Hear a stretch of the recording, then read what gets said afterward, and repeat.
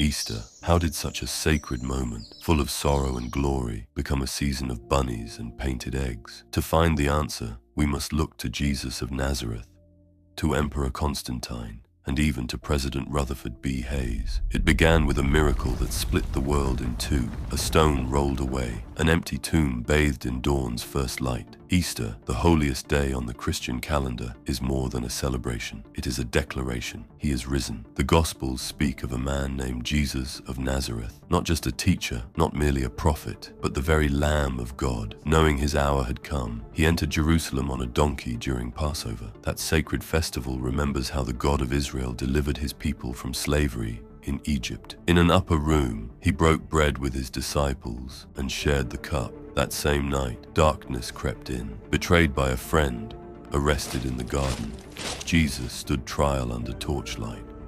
On what we now call Good Friday, the Lamb was slain, but death could not hold him. 2 days later, at the crack of dawn, the stone was rolled away, the tomb was empty, and history was changed forever. His followers, many of them Jewish, did not see this moment as separate from Passover. They called it Pascha, from the Hebrew Pesach, meaning Passover. At first, Pascha followed the rhythms of the Jewish calendar, dancing from day to day. But in the year 325 AD, under Emperor Constantine, the Council of Nicaea drew a new path. Easter would always fall on a Sunday, the first Sunday after the full moon following the spring equinox, forever honoring the day the Lord rose. From that point on, the Church began to thread symbols of resurrection into its sacred rhythms. One of the first was the Paschal candle, lit each year in the darkness, its flame rising like Christ from the grave, a light that death could not extinguish. But as the faith spread across Europe, it met other customs, old as the hills, traditions of spring and renewal, of birth and blooming. And so, a strange mingling began. The word Easter may echo the name Eostre, a goddess of spring. With her came an ancient sign of life,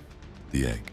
Long before Jesus walked the earth, eggs were seen as symbols of the cosmos, of beginnings. But Christians gave it a new meaning, a sealed shell, like a sealed tomb, broken open to reveal life inside. By the 1200s, believers dyed eggs red, a symbol of Christ's blood, a reminder of both sacrifice and resurrection. In time, more traditions blossomed. In Germany, tales spread of the Osterhase, a magical hare who laid colorful eggs. Children made little nests, hoping to find them filled come morning. When German families crossed the sea to America, the bunny came too and made himself at home. In 1878, President Rutherford B. Hayes welcomed children to the White House lawn for the first official Easter egg roll, a tradition that still rolls on today. And as chocolate makers in Europe crafted hollow eggs from cocoa, a new sweetness entered the season, one that has never quite left. For 2,000 years, cultures have added their colors, songs and symbols, but at its heart, Easter remains the same. Light breaking through darkness, life after death, and love that would not stay buried.